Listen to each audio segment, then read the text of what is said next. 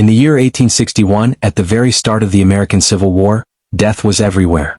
Families across Virginia lived with the constant fear of losing someone to illness, injury, or the battlefield. In one quiet town stood the Copeland estate, home to two brothers, Jonathan and Frederick Copeland. Frederick was the younger brother. Unlike Jonathan, who was tall and strong, Frederick was fragile and often sick. His pale skin and weak lungs had made him the subject of endless worry for his family. Still, he was kind, intelligent, and beloved by everyone who knew him. That spring, Frederick fell gravely ill. He stopped eating, his breath grew shallow, and his pulse was almost impossible to detect. The family called their physician, who examined Frederick and declared that he had died. Medicine at the time was crude. Stethoscopes were unreliable, and knowledge of the human body was limited. It was not uncommon for people to be mistakenly pronounced dead. But no one in the Copeland family wanted to believe that. Jonathan especially felt something was wrong. He noticed that Frederick's lips looked faintly moist, that his skin still carried a trace of warmth. But when he raised his concern, his father silenced him. The physician's word was final. And so, the family began preparations for a funeral.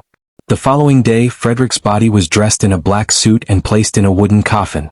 Neighbors came to the Copeland estate to pay their respects. They saw a pale young man who looked as if he were sleeping peacefully. Jonathan, however, stood over the coffin with unease.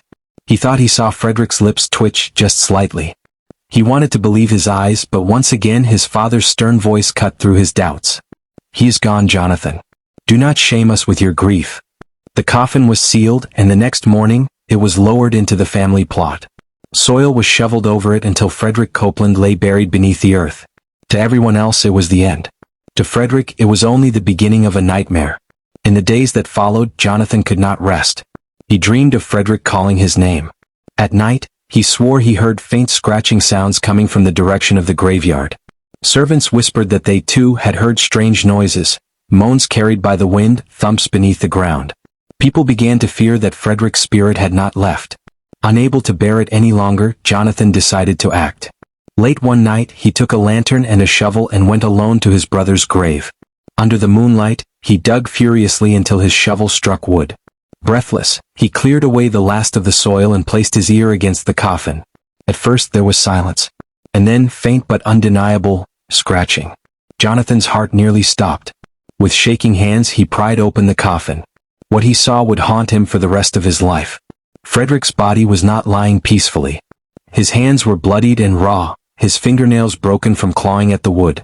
The inside of the coffin was covered in desperate scratch marks. His face was frozen in a mask of terror, mouth open as though he had screamed until his last breath. Frederick had been alive when he was buried. By dawn the whole town knew. People whispered that the Copelands were cursed. Others said it was God's punishment for arrogance. The doctor who had pronounced Frederick dead insisted he had made no mistake, but no one believed him. The proof was carved into the coffin itself. Jonathan was consumed with guilt. He had known in his heart that Frederick was still alive, but he had remained silent, afraid of being mocked or dismissed. That silence had cost his brother everything. For the rest of his life, Jonathan carried the weight of that guilt. The story of Frederick Copeland became a dark legend in Hollow Creek. Travelers spoke of it for years, warning others to be careful, to always make certain of death before burial. In an era before modern medicine, premature burials were not uncommon, and Frederick's fate became one of the most chilling examples. Some locals claimed that Frederick's spirit never found peace.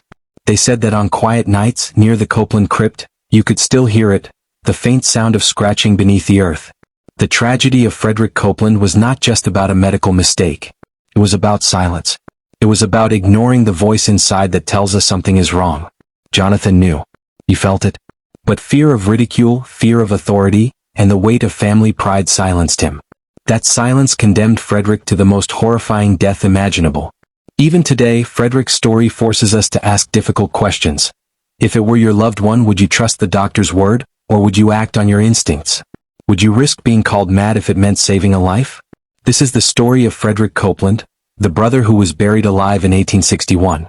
A tragedy carved not just into wood, but into the memory of everyone who heard it.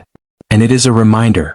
Sometimes the cost of silence is greater than the cost of speaking the truth. So if this story chilled you, don't keep it to yourself. Like this video, share it with someone who loves dark history, and subscribe so you never miss another untold story. Because history is full of secrets, and some are buried far too soon.